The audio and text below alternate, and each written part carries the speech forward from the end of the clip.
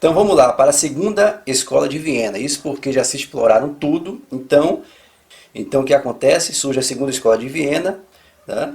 Liderada por esse alemão músico, Schoenberg. Aí ele descobre em seus estudos um método de composição que vai garantir a soberania dos alemães por pelo menos mais 100 anos, que é o atonalismo, né?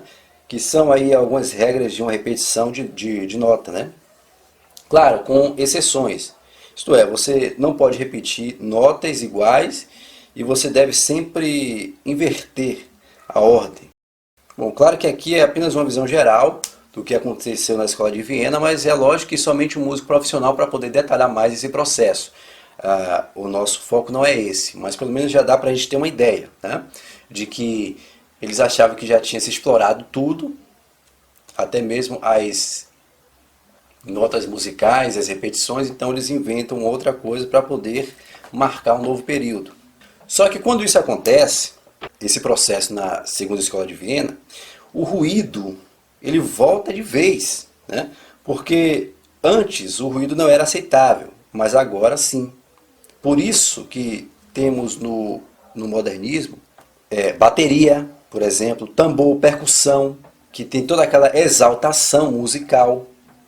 Enfim, diferente da música clássica, né? Que tinha apenas, não sei, piano, seja lá qual instrumento for, né? Mas era uma coisa mais limpa, mais suave, né?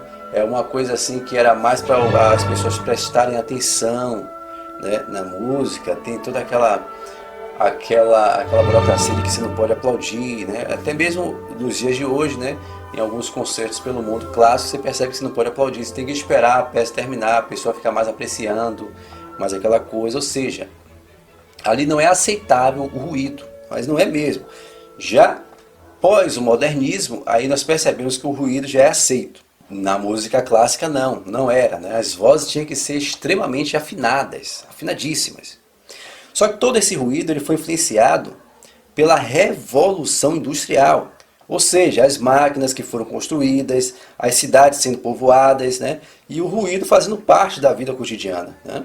Então a música ela é contaminada porque ela reflete o que a sociedade está vivendo.